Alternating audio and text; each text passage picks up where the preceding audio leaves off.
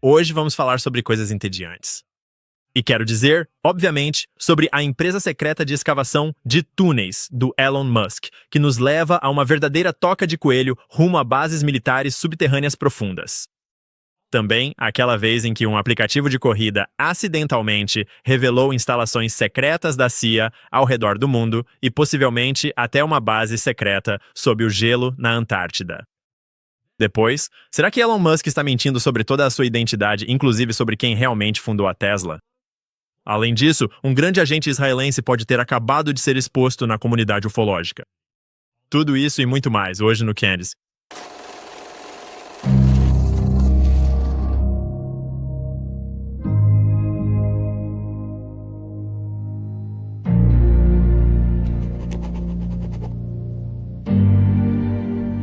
Então, outro dia eu estava pesquisando sobre a Boring Company do Elon Musk.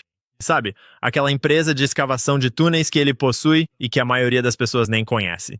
Eu mencionei isso lá atrás, quando a Candice e eu nos sentamos para nossa primeira entrevista juntos. Falamos brevemente sobre o assunto, e desde então isso não sai da minha cabeça. Mas finalmente me sentei para pesquisar a fundo, e isso me levou a tantos buracos de coelho. E aliás, vai ter muitos trocadilhos com escavar neste episódio. Porque a investigação é profunda, é cheia de reviravoltas e vamos fazer muitos desvios e missões paralelas interessantes, mas confia em mim, no final, tudo vai fazer sentido. Então, vamos começar de onde eu comecei, no Wikspooks. O Wikspooks, se você não conhece, é uma viagem e tanto. É como uma Wikipédia para teóricos da conspiração, é colaborativo e provavelmente ainda não foi controlado pelo Mossad ou pela CIA. Embora você, obviamente, deva sempre checar tudo por conta própria, especialmente em um lugar como o Wikspooks. E o interessante do Wikspooks é que ele parece bem amador e ele te lembra constantemente para não confiar nele como fonte primária. Mas outra coisa que eu adoro no Wikspooks é que ele está repleto de links para fontes primárias sobre todo tipo de assunto, e alguns deles são bem malucos. Se você quiser realmente acabar com a sua tarde, é só fuçar na página do Wikspooks sobre o 11 de setembro. Eles têm muitas preciosidades escondidas por lá. Enfim, acabei caindo na página do Wikspooks sobre bases militares subterrâneas profundas. E havia uma seção sobre a NDAA de 2013. Observação: o Obama anexou o Smith-Mont Modernization Act à NDAA de 2013, basicamente garantindo que ela fosse aprovada, o que de fato aconteceu. E foi nessa época que o governo dos EWAs oficialmente legalizou a própria propaganda direcionada ao povo americano. Skylar, a gente tem o fact-check da AP aí para mostrar para todo mundo? Porque foi bem engraçado. Então, obviamente, a AP sabe do que está falando. E se você quisesse saber se era legal fazer propaganda para os cidadãos do EUA, a AP resolve isso para você. Porque a alegação é que Obama sancionou uma lei que permitiria ao governo fazer propaganda para os cidadãos americanos. Mas a avaliação da AP é que isso é falso. Em 2013, Obama assinou uma legislação que mudou a Lei do Zerihuara. Lei de Intercâmbio de Informação e Educação de 1948, também conhecida como Lei Smith-Mont. A emenda tornou possível que alguns materiais criados pela Agência de Mídia Global do ZIA, a Agência Nacional de Radiodifusão Internacional, fossem divulgados nos EBRAUAS. Então, falso. Eles não estão fazendo propaganda para você, mas estão só compartilhando um pouquinho de propaganda com você, obviamente. E se você não está familiarizado com a NDAA, aliás, é a Lei de Autorização de Defesa Nacional, que basicamente é o projeto de orçamento anual do Departamento de Defesa. Por isso, era praticamente garantido que fosse aprovada. E esse é um bom ponto de partida para nós. Porque a primeira coisa que você sempre deve fazer é conferir sua fonte 2 vezes. Então, neste caso, consegui seguir os links do Wikspooks e procurar o texto na página para descobrir que essa mesma informação é verificável em sites como o GovTrack Now OS. Isso realmente parece ser um texto autêntico da NDAA de 2013. Isso não me surpreende. Porque os militares levam instalações e capacidades militares subterrâneas muito a sério. Este exemplo específico é basicamente uma ordem para o STRATCOM, State Company, para descobrir quais instalações e capacidades militares subterrâneas secretas a China possui e avaliar o quão difícil seria atacá-las com armas nucleares, caso quiséssemos. O que é um cenário um tanto desconfortável de se considerar se você pensar nisso por alguns minutos, Mas, de qualquer forma, bases militares subterrâneas não são novidade. Este é um relatório da CIA de 1953, que foi desclassificado em 2003, detalhando como a União Soviética havia assumido o controle e estava reconstruindo a infraestrutura de bases militares subterrâneas nazistas em Rastenburg, que fica no nordeste da Polônia após a Segunda Guerra Mundial. Quando os alemães recuaram da Prússia Oriental em 1945, o quartel-general do exército alemão em Rastenburg foi deixado intacto. Alega-se que o Exército Vermelho em avanço mal percebeu algo especial sobre essa região, onde, entre aspas, o cérebro do exército alemão estava localizado durante a guerra. Vista da superfície, era apenas uma área de lagos e florestas que cobria a gigantesca cidade subterrânea, medindo 38 quilômetros de comprimento e de 3 a 5 quilômetros de largura. A região é atravessada pela ferrovia que vai de Kaliningrado a Bialystok. A cidade militar subterrânea está equipada com um sistema de comunicação totalmente eletrificado. Existem 3 usinas elétricas que funcionam independentemente umas das outras, além de reservatórios de água e um sistema de abastecimento que atende aos abrigos subterrâneos, quartéis, alojamentos de oficiais e as luxuosas salas do Estado-Maior. Todas as partes do quartel-general estão conectadas por telefone e também por um sistema de tubos pneumáticos para envio de despachos. Há também grandes depósitos militares, garagens e hangares subterrâneos, todos a uma profundidade de pelo menos 30 metros abaixo da superfície. É meio louco pensar na tecnologia civil dos anos 1940, quando essas coisas estavam sendo construídas durante a guerra, vale lembrar. E pensar em como os recursos e a tecnologia disponíveis para o exército de uma nação são imensamente diferentes daqueles disponíveis para seus cidadãos. Vou ler um trecho deste aqui. Mesmo documento. Um trecho diz que os alemães levaram 6 anos para construir essa cidade militar, a cidade subterrânea mais bem camuflada do mundo. Hitler ficou lá durante boa parte do tempo da campanha russa. O quartel-general tinha conexões diretas por fio com Berlim, uma estação de rádio muito potente e um sistema de radar. Há vários aeródromos espalhados pela região, que são conectados ao quartel-general propriamente dito por passagens subterrâneas. O restante da página descreve como as minas alemãs deixadas para proteger o local foram eventualmente removidas e os locais capturados pelos soviéticos. Agora, é bem fácil começar a entrar em teorias malucas sobre nazistas fugindo para a Argentina e Antártida, se escondendo no subsolo e todo esse papo. A maioria dos livros de história prefere ignorar o fato de que muitos deles simplesmente vieram para a América, recebidos pela CIA, e depois foram fundamentais em coisas como nossos programas de armas biológicas e químicas, nossos experimentos de controle mental e a NASA. Nosso programa espacial foi fundado por um dos principais cientistas de foguetes nazistas, Wernher von Braun. E vamos voltar a uma curiosidade interessante sobre ele um pouco mais tarde. Mas o mais louco é que a teoria das bases subterrâneas na Antártida não é só teoria da conspiração. Talvez. Agora, eu não sei sobre bases nazistas secretas na Antártida, mas eu sei daquela vez em que o Strava acidentalmente mostrou a localização de bases secretas ao redor do mundo. Então, hora do nosso primeiro desvio maluco. Essa é uma história real. Lá em 2017, quando o Strava lançou o recurso de mapa de calor, soldados e agentes americanos acidentalmente divulgaram o layout exato de bases secretas online para o Strava, um dos aplicativos de corrida mais populares. Veja, o Strava tem esse recurso. À medida que você grava suas corridas pelo relógio, pelo celular ou seja lá o que for, ele armazena esses dados de GPS e depois faz o upload anônimo para o mapa de calor global, que mostra onde todos nós corremos e quanto tráfego cada rota recebe. Na verdade, é incrivelmente legal e super útil. Por exemplo, passei os últimos meses morando em Austin, no Texas, e usava o mapa de calor do Strava para procurar trilhas e lugares legais para correr. Quanto mais brilhante a linha, mais pessoas correm ali. É uma ótima maneira de encontrar aventuras. Além disso, aparentemente, é também uma maneira razoável de encontrar bases militares secretas escondidas. Acho que, quando você está em uma base ultra secreta, provavelmente não há muito o que fazer e não pode simplesmente sair para correr no seu tempo livre. Então as pessoas estavam registrando suas corridas e caminhadas dentro da base, sem perceber que isso seria enviado para o mapa de calor global. Isso vem do The Guardian.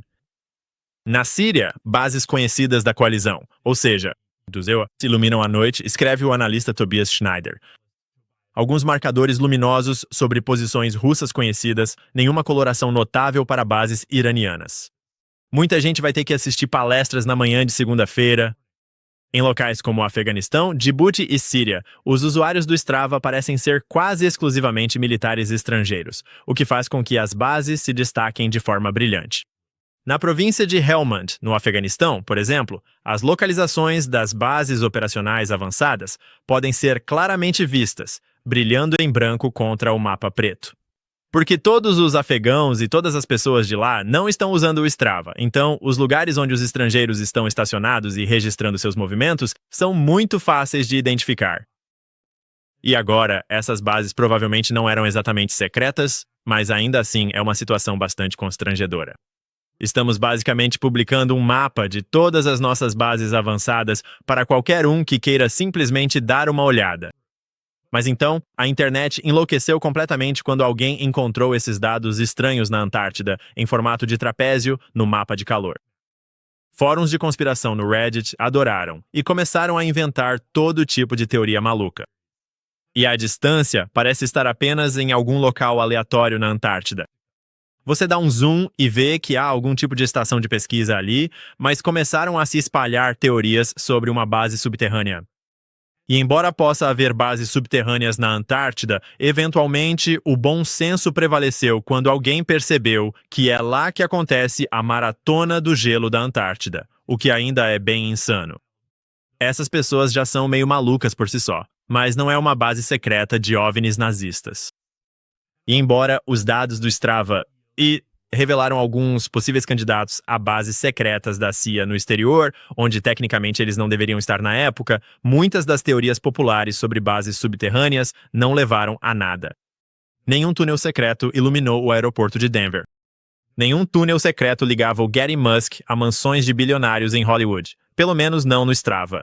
E isso já era de se esperar, porque você não pode registrar seus dados de GPS debaixo da terra.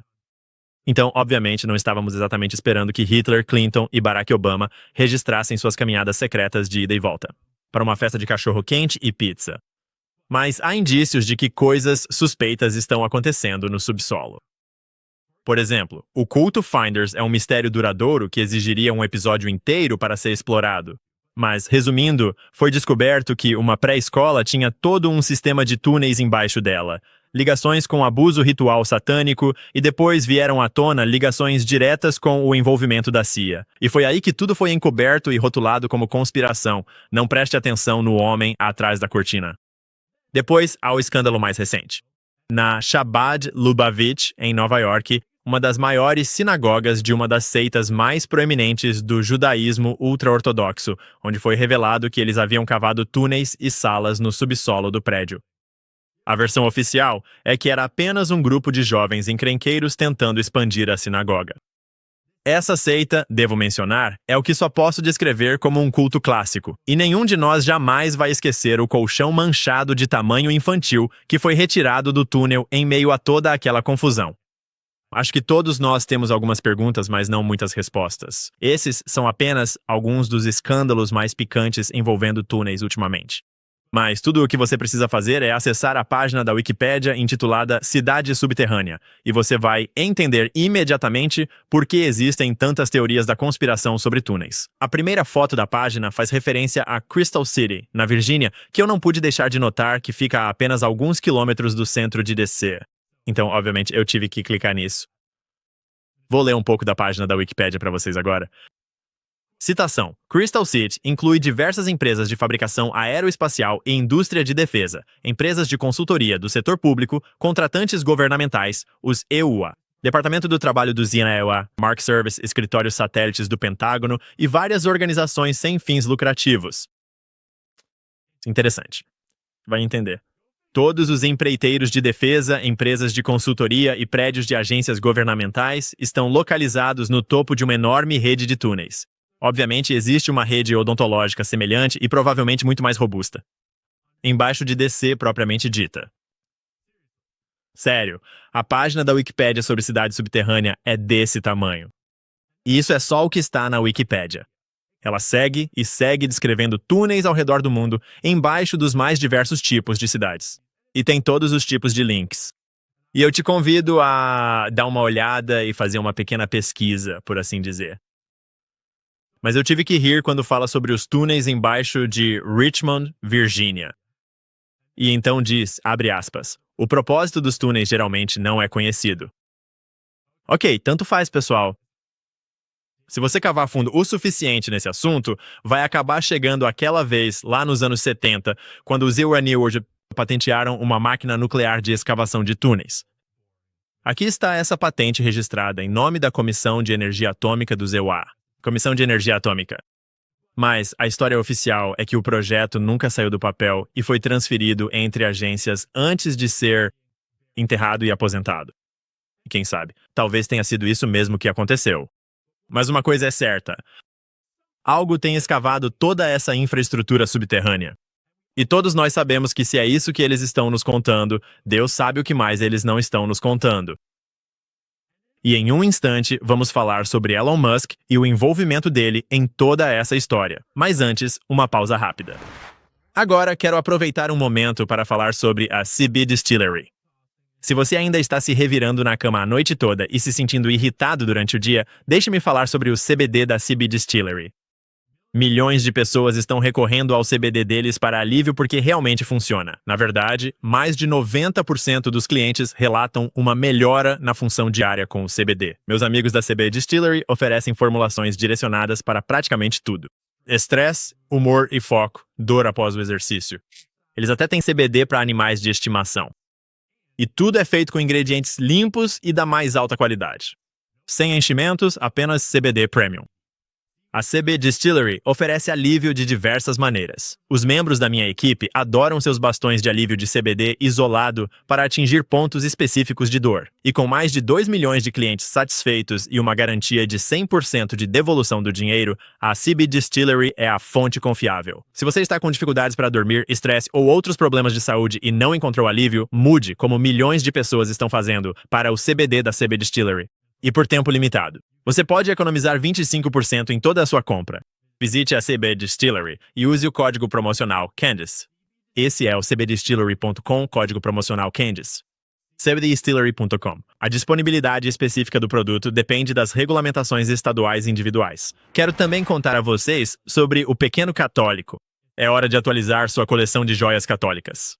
Se você ama peças bonitas e cheias de significado, precisa conhecer o The Little Catholic, o lugar número 1 nos Estados Unidos para joias católicas feitas à mão. O The Little Catholic é um negócio familiar, criando as joias católicas mais deslumbrantes e eticamente feitas à mão, bem aqui no ZPI. Desde medalhas milagrosas e joias do Sagrado Coração até a icônica coleção patenteada Holy Family Hearts, cada peça é feita para durar gerações. Confeccionada em prata de lei e ouro maciço, 14 quilates, para refletir a beleza da fé católica. O que eu mais amo no The Little Catholic é o compromisso deles com a produção ética. Cada peça é feita para ser usada diariamente, valorizada e passada adiante, sendo um lembrete constante e tangível da fé.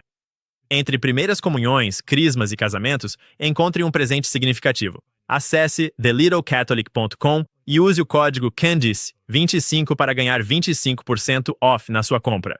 É thelittlecatholic.com com o código promocional CANDICE25 para joias católicas feitas à mão. E agora vamos falar sobre Elon Musk. Porque uma de suas empresas menos comentadas se chama The Boring Company. E ele tem grandes planos para construir infraestrutura subterrânea em todo o mundo. Desde então, ele arrecadou dinheiro com seus colegas do PayPal, Sender Thiel e Joe Lonsdale, ou seja, o pessoal do parlamento. E embora certamente existam muitos motivos legítimos pelos quais uma tecnologia melhor de escavação de túneis poderia tornar o mundo melhor para todos nós, consigo pensar em vários motivos pelos quais essas pessoas alinhadas à indústria de defesa possam ter outras intenções em mente. Eu não conheço nenhum contrato secreto do governo mantido pela The Boring Company no momento, mas digamos que, se ele ainda não os tem, pode apostar que em breve terá. Mas já que estamos falando sobre Elon Musk, conversei com a Candice algumas semanas atrás sobre o escândalo de jogos do Elon Musk e suas implicações. Agora, eu não jogo videogames há quase uma década. Então achei melhor passar isso para um cara que entende do assunto e deixar o youtuber Queen69TV nos apresentar o tema. O personagem do Elon Musk está atualmente no nível 97. também conhecido como Rank 12 no modo Hardcore, que é o modo de morte permanente na Trade League. Deixe-me tentar te dar uma noção rápida de como é difícil chegar a esse nível 2 semanas após o início da liga, quando as pessoas estão literalmente jogando o tempo todo, ficando acordadas 40 a 50 horas sem dormir, só jogando Path of Exile, e são os caras mais dedicados do mundo. As bolsas dele estão cheias e ele continua clicando repetidamente sem parar. Ninguém, nem mesmo quem é meio novato no jogo, faz isso. Eu nem acho que o Elon Musk tenha feito a campanha, sinceramente, só pelo que estou vendo em relação à jogabilidade. As configurações dele de transparência do mapa estão ativadas por padrão, os valores de vida estão ativados, todas essas configurações básicas que qualquer um do top 100 faria, ele não faz. E se você precisava de mais provas de que o Elon é 100% carregado, ele estava jogando hoje dentro dos mapas farmando, enquanto ao mesmo tempo participava de um Space no X conversando com algum grupo de extrema direita de algum governo alemão. Sei lá, alguma besteira política. Ok, acho que ele é mesmo um gamer deus desse nível. Então, neste momento, até hoje, ele já confessou que paga pessoas para upar e jogar com os personagens dele. E não se preocupe, não vamos nos aprofundar demais nisso aqui, só vamos passar rapidamente pelo assunto para levantar algumas perguntas. Mas antes de entrarmos nisso, é importante lembrar, ele está se gabando. Ele estava se gabando, pelo menos nas maiores plataformas do mundo. Nenhuma menção de que ele trapaceou para upar seus personagens. Ele afirmou ser um dos melhores jogadores em 2 dos jogos mais difíceis e competitivos que existem, Diablo 4 e Path of Exile 2, em programas como Joe Rogan, Lex Fridman e outros. Mas então, durante a posse do Trump, o personagem do Elon Musk estava online, basicamente confirmando o que todo mundo já suspeitava. Eventualmente, ele admitiu, meio que por meio de um chat privado que ele autorizou ser divulgado por um youtuber de games amigo, que apresentou a situação de forma bastante favorável, que ele havia pago pessoas para jogar e upar os personagens para ele. E ele deu desculpas dizendo que todos os jogadores na Ásia fazem isso, então, se você quiser vencê-los, também tem que fazer. E ok, cara, tudo bem. Mas não foi isso que você afirmou nas maiores plataformas do mundo. O canal do YouTube Upper Elon fez uma análise bem dura, mas detalhada de toda essa história, caso você queira mais detalhes. E ele levantou uma teoria bem interessante de que o Elon Musk foi muito zoado antes desse escândalo, quando começou a postar sobre sua jogatina de Elon Ring Online. Tipo, a build do personagem dele, ou seja, os power-ups, itens, armaduras e tal que ele usava, era tão ruim que virou meme. As pessoas começaram a fazer vídeos sobre zerar o jogo usando a build do Elon. Vídeos zoando a build dele alcançaram milhões de visualizações. Foi muita coisa. E o Upper Elon sugere a teoria de que talvez a zoeira tenha sido tão intensa naquela época, 2 anos atrás, que ele depois trapaceou para upar os personagens dele, como uma espécie de revanche psicológica contra todos os nerds que zoaram ele. E obviamente isso é só uma teoria. Mas é uma teoria bem convincente. Fica ainda mais convincente quando você lembra que o cara nem fundou a Tesla, a empresa principal dele. Isso é meio que um padrão para ele. Ele faz outra pessoa construir alguma coisa. Depois ele compra dessa pessoa e leva o crédito, sem exatamente falar abertamente toda a verdade. Elon Musk era só o financiador. Nos primeiros 4 anos da Tesla, Martin Eberhard e Martin Tarpenning eram os caras que tinham fundado a Tesla, até que Musk tirou o Martin e o demitiu em 2007. E hoje em dia Elon Musk fundou a Tesla. Ele não costuma dizer que inventou a Tesla ou afirmar diretamente que foi tudo obra dele. Ele costuma dizer coisas como, na época em que fundamos a Tesla. Mas ele certamente nunca menciona Eberhard. Mas do ponto de vista de Eberhard, e eu cito, Elon é uma pessoa diferente agora do que era naquela época. Ele não estava mais envolvido do que qualquer outro membro do conselho. Ele ia às reuniões do conselho. Ele não tinha um escritório na empresa. Ele não ia lá com frequência. Ele não dava ordens aos meus funcionários, nada desse tipo. Ele era um membro do conselho. Então, o que mudou para que Musk se tornasse o CEO participativo que é hoje? Bem, segundo Eberhard, tudo mudou quando a Tesla começou a receber atenção da imprensa. Cito, o comportamento dele mudou drasticamente assim que começamos a ter matérias na imprensa sobre a Tesla. Ele ficava furioso quando alguma coisa era escrita sobre Tesla e seu nome não era mencionado com destaque. E foi aí que percebi que havia um ego envolvido aqui que eu não havia reconhecido antes. Eberhard costumava ter o apelido de Sr. Tesla. E ele disse que sempre que Musk não era mencionado em um artigo sobre a empresa, ele ligava e gritava com Eberhard. Agora, esse parece o tipo de cara que ficaria chateado se os jogadores zombassem dele. E trapacear para subir de nível e se tornar um dos melhores. Na verdade, isso começa a se alinhar muito bem com a infância aparentemente abusiva, mas extremamente rica de Musk, seus problemas com o pai e sua aparente sede insaciável por sucesso e reconhecimento nos dias de hoje. Eventualmente, após um processo por difamação e um acordo, Musk comprou o direito de se autodenominar fundador da Tesla e Eberhard, ao que tudo indica, recebeu uma bela quantia e concordou em nunca mais falar mal de Elon Musk. Mas por outro lado, não é tão simples assim mudar de opinião e passar a odiar Elon Musk como um eterno fraudador, certo? Ele realmente investiu todo o seu dinheiro na Tesla quando o sucesso ainda não era certo. E depois fez o mesmo com a SpaceX, que ele de fato fundou. Ele apostou tudo na SpaceX quando os 3 primeiros lançamentos de foguetes fracassaram. E tanto a SpaceX quanto a Tesla estavam à beira da falência. E na verdade é uma história bem louca. E é difícil não respeitar o cara pela pura tenacidade dele, mesmo que grande parte disso tenha sido apenas dinheiro. Mas acho que o ponto aqui é que são 2 versões da história, e sempre há mais de um lado em uma história. E quando o Elon conta essas histórias, ele é o herói, enfrentou todas as adversidades e quase arrancou a vitória das garras da derrota. Quando outras pessoas contam, você vê outros lados da história que o Elon parece ter convenientemente deixado de fora. Meu ponto não é dizer que o Elon está sempre mentindo, mas sim mostrar que ele está disposto a distorcer a verdade para atender às exigências do seu ego, da sua imagem e do seu objetivo maior. E você deve tomar cuidado com um homem com um complexo de herói tão grande, que sabemos que já mentiu no passado por algo tão insignificante quanto sua habilidade em um videogame. Vamos ter que fazer outra investigação outro dia sobre o cientista de foguetes nazista Wernher von Braun, que escreveu este livro em 1953 sobre um homem chamado Elon que colonizou Marte. Mas antes, vamos fazer uma pausa rápida para falar sobre o nosso patrocinador.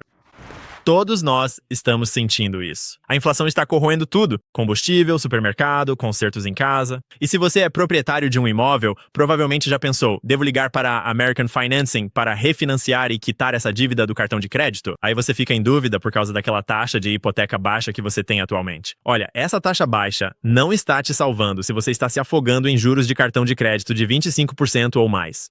Essa é a conta que ninguém quer encarar, mas custa milhares. Aqui a verdade: se você paga apenas o mínimo, essa dívida te acompanha por anos. Por isso, pessoas ligam para a American Financing, pois economizam em média $800 por mês ao usar o patrimônio do imóvel para finalmente se livrar das dívidas do cartão de crédito. Você deve isso à sua família. Veja o que é possível, sem taxas antecipadas, sem pressão. Não custa nada descobrir quanto você pode economizar todo mês. E se você começar hoje, pode conseguir adiar 2 pagamentos da hipoteca. Ligue para a American Financing hoje mesmo, 8007-951210. O número é 8007-951210. Ou visite o American/Owens. Então agora, falando de foguetes e pessoas mentindo, vamos falar sobre OVNIs. Agora, eu sei que muitos de vocês provavelmente nunca pensam sobre OVNIs. E as pessoas que fazem isso têm opiniões e pontos de vista muito diferentes. É interessante. Mas também parece um pouco como algo secundário. É estonteante acompanhar todo o drama na comunidade de OVNIs, e sem Candace por perto para dar a isso o tratamento de Blake Lively, é basicamente o velho oeste das teorias da conspiração, na minha opinião. Mas, recentemente, um criador de conteúdo chamado Musk of Tarot expôs um dos maiores e mais antigos influenciadores de OVNIs, como potencialmente uma planta israelense. Stephen Greer. Se você não conhece esse cara, ele passou os últimos 30 anos coletando todos os denunciantes possíveis e compilando seus depoimentos, além de supostamente dar instruções a presidentes, diretores da CIA, etc., sobre a ameaça dos OVNIs e os programas secretos de engenharia reversa do governo. Algumas de suas alegações são críveis, e algumas delas são completamente ridículas, como a vez em que ele alegou ter um corpo alienígena que na verdade eram os ossos de uma criança humana deformada. Então, alguns meses atrás, Brent Musk, do Tarot, foi ao podcast do meu amigo Danny James e lançou uma bomba sobre a carreira de Stephen Greer. Ele trouxe documentação que havia desenterrado e que parecia sugerir que Stephen Greer tinha uma história secreta há muito perdida com Israel que ele nunca mais menciona. Vamos assistir a esse clipe. O noivo é filho do senhor e a senhora James Greer, da 1201 Princeton Avenue.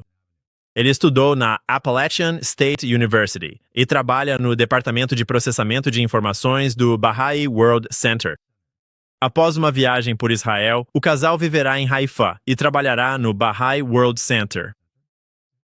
Esse é o aviso de casamento original. Baha'i era considerado uma operação de coleta de informações para o Mossad.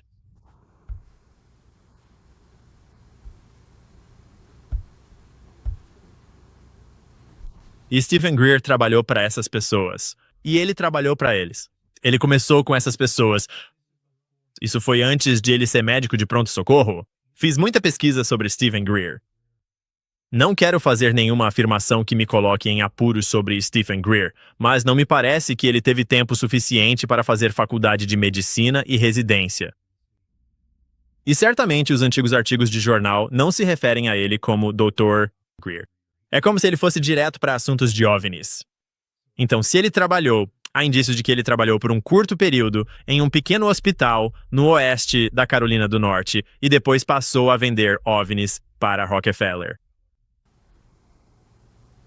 Puta merda. Danny James conversou com muitas pessoas selvagens e ouviu muitas alegações selvagens. E aquela pausa de apenas o quê? Me mata. Mas é sempre importante verificar 2 vezes suas fontes. É sempre importante tentar corroborar as coisas por si mesmo. E então eu consegui desenterrar e corroborar o recorte de jornal que Brent menciona de forma independente online, tudo por conta própria. Foi retirado do Charlotte Observer, publicado na quinta-feira, 30 de outubro de 1979. E diz o que Danny leu na tela. Vou ler só um pouquinho agora. Citação: Haifa, Israel. Emily Kramer e Stephen Greer se casaram no sábado no Baha'i World Center. Mais abaixo diz: o noivo é filho do senhor e a senhora James Greer, da 1201 Princeton Avenue. Ele estudou na Appalachian State University e trabalha no Departamento de Processamento de Informações do Baha'i World Center. Após uma viagem por Israel, o casal viverá em Haifa e trabalhará no Baha'i World Center. Agora, isso é interessante por uma série de razões.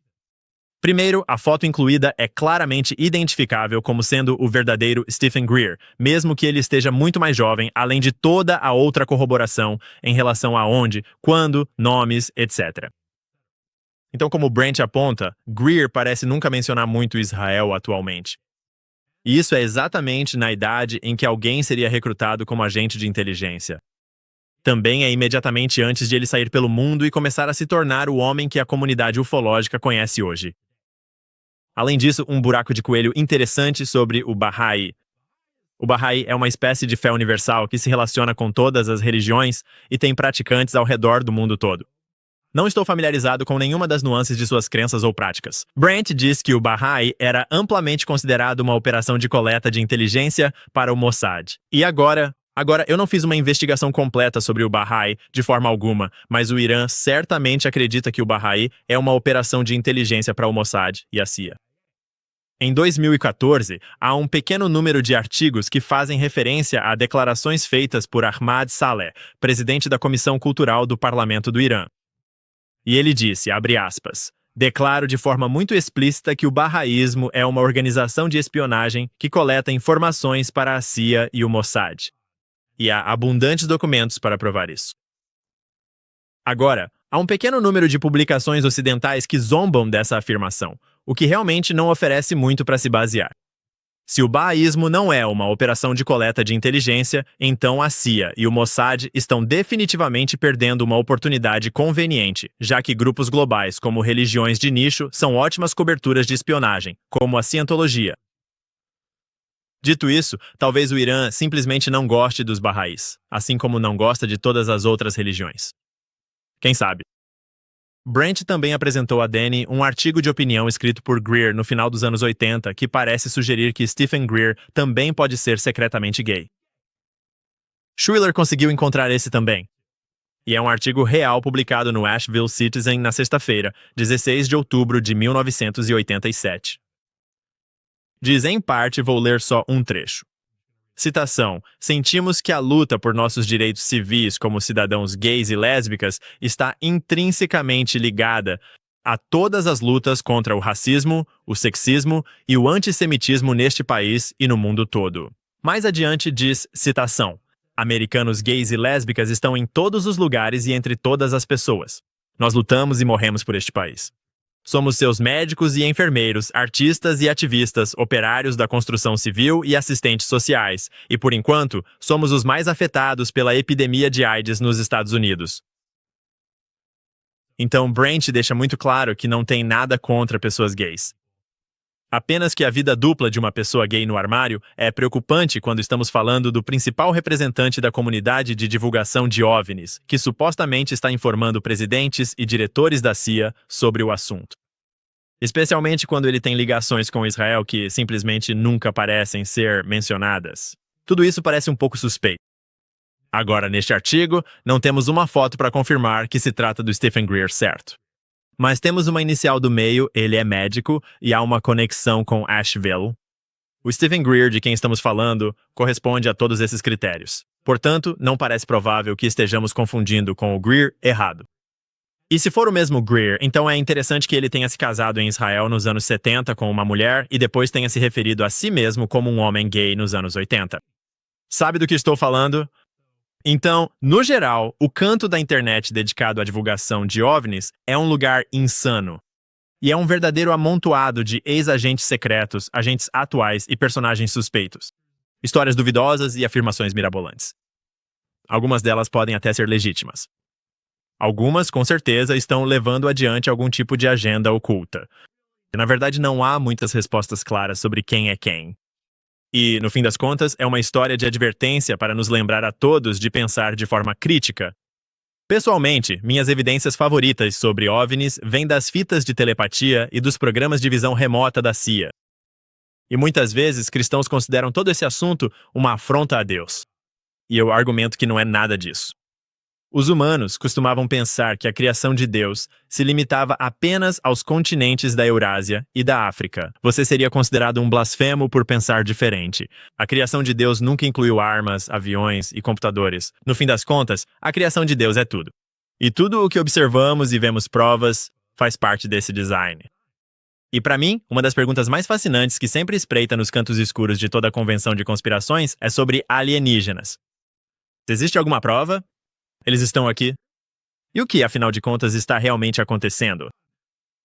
Eu só sei duas coisas sobre alienígenas com certeza. Primeiro, que nós não sabemos com certeza. E segundo, não confie no governo. Esse foi o nosso programa de hoje. Obrigado por assistir. Obrigado por sintonizar. Não se esqueça de clicar no botão de curtir antes de sair. Inscreva-se no canal da Candace. Eu ficaria grato se você clicar no link na descrição que leva ao meu canal Ian Carroll Show e se inscrever lá também, caso goste da forma como compartilho evidências e reverência e, no fim das contas, incentivo todo mundo a pensar por si mesmo. A Candace está fora com o bebê Rogan, provavelmente por mais 1 ou 2 semanas, mas vamos garantir que vocês recebam atualizações. Então, por enquanto, beba água, ame sua família, faça algo de bom por alguém e a gente se vê amanhã.